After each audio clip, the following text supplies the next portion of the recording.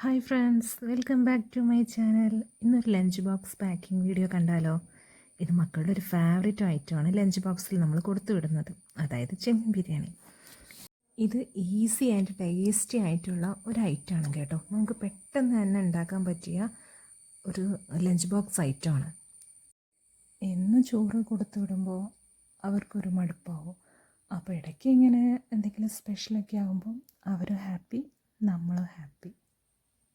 പിന്നെ ഈ ചെമ്മീൻ ബിരിയാണിക്ക് ഈ വീട്ടിലുള്ളവർ മാത്രമല്ല കേട്ടോ ഫാൻസ്.